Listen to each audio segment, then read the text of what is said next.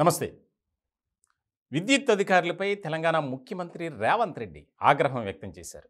రాష్ట్ర వ్యాప్తంగా కొన్ని ప్రాంతాల్లో చాలా తీవ్రమైనటువంటి అంతరాయం కలుగుతుంది విద్యుత్ సరఫరాకి. అసలే విద్యుత్ కోతకు ఎలాంటి అనుమతి లేదు. తెలంగాణ రాష్ట్రంలో ముఖ్యంగా కాంగ్రెస్ ప్రభుత్వం వచ్చిన తర్వాత 24 గంటలు విద్యుత్ ఇవ్వాలి అనేది ఒక నియమ నిబంధన పెట్టారు.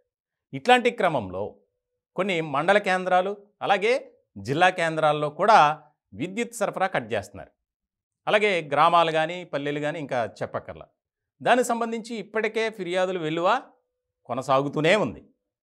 దీనికి సంబంధించి ఎక్కడెక్కడ ఏంటి ఎలా జరుగుతుందని ఫైండ్ అవుట్ చేసినటువంటి ప్రభుత్వం దానికి సంబంధించి చాలా కీలకమైనటువంటి ఆదేశాలు జారీ చేశారు. తాజాగా ఆయన నిర్వహించినటువంటి సమీక్షా సమావేశంలో ఎక్కడెక్కడ ఏ గ్రామంలో ఏ జిల్లా కేంద్రం మండల కేంద్రం ఏ సమయం నుంచి ఎప్పటి వరకు విద్యుత్ కోత చేస్తున్నారు అన్ని వివరాలతో దీనికి సమాధానం చెప్పండి అని చెప్పి ఆ యొక్క ఫైల్స్ విద్యుత్ అధికారులు ముందు పెట్టారట. దానికి సమాధానం లేదు. ఈసారికి క్షమిస్తున్నా, ఇంకొకసారి ఇలాంటిది జరిగితే మాత్రం ఎవరిని కూడా వదిలేది లేదు, నిర్లక్ష్యానికి భారీ మూల్యం చెల్లించుకోక తప్పదని హెచ్చరికలు జారీ చేసినట్టు తెలుస్తుంది.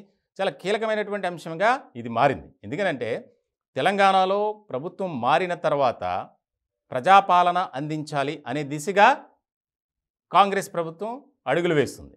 ఇట్లాంటి క్రమంలో కావాలని ప్రభుత్వానికి చెడ్డ పేరు తీసుకొచ్చే విధంగా కొంతమంది అధికారులు ప్రవర్తిస్తున్నారు, వ్యవహరిస్తున్నారు అనేది ఎవరెవరు ఎలా చేస్తున్నారు అనేది ప్రతిదీ మా దగ్గర నివేదిక ఉంది.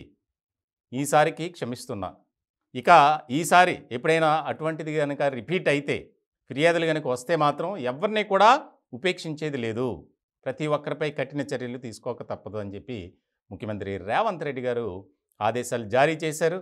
దీనికి సంబంధించి విద్యుత్ శాఖ అధికారులు ఒక రకమైనటువంటి చర్చ జరుగుతుంది. అంటే అనుమతి లేకుండా ఎందుకు పవర్ సప్లై ఆపారు అనేది దానికి సంబంధించి ఎవరు కూడా ఉన్నతాధికారుల నుంచి ఆ సబ్స్టేషన్స్ ఏవైతే ఉన్నాయో వారికి కూడా ఆదేశాలు జారీ చేయాలి వెంటనే అని చెప్పి ఆదేశాలు జారీ చేశారు. దానికి సంబంధించి వెంటనే అక్కడి నుంచే ఫ్యాక్స్ మెసేజ్ అనేది వెళ్ళింది ప్రతి ఒక్కరికి, అంటే విద్యుత్ శాఖ అధికారులకి, జిల్లా కేంద్రాలు కానీ మండల కేంద్రాలు కానీ ఆయా గ్రామాల్లో ఉన్నటువంటి సబ్స్టేషన్ల తాలూకు. సో ముఖ్యంగా ఇది ఒక కీలకమైనటువంటి పరిణామంగా తెలంగాణలో మారింది.